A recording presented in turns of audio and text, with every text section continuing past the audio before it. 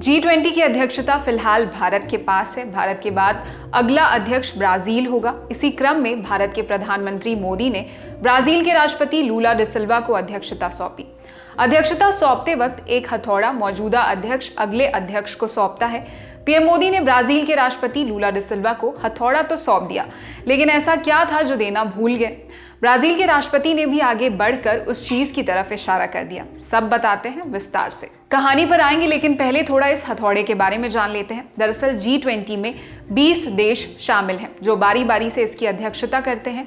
हर साल इसका अध्यक्ष बदलता है। जैसे पिछले साल इंडोनेशिया अध्यक्ष था, जिसने भारत को मेजबानी सौंपी थी। मेजबानी सौंपते वक्त एक खास हथौड़े को सौंपा जाता है।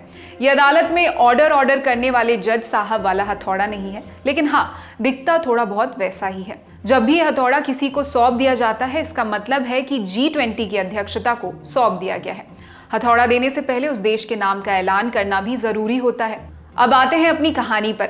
दिल्ली में G20 का समापन हो रहा था। पीएम मोदी ने भाषण से पहले G20 के अगले अध्यक्ष ब्राजील के राष्ट्रपति का नाम लेकर ऐलान किया और हथौड़ा सौंप दिया।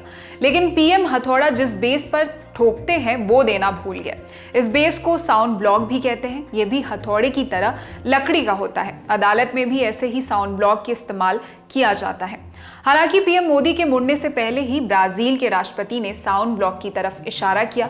जवाब में पीएम मोदी समझ गए और उन्होंने साउंड ब्लॉक को उठाकर ब्राजील के राष्ट्रपति को सौंप दिया।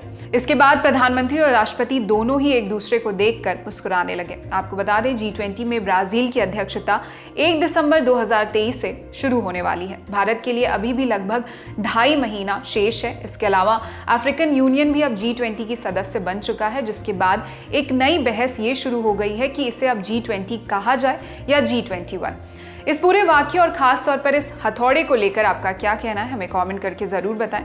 आपके लिए जानकारी जुटाई थी हमारे साथी दीपेंद्र ने। देश और दुनिया की अन्य खबरों के लिए देखते रहिए दी ललन टॉप। शुक्रिया।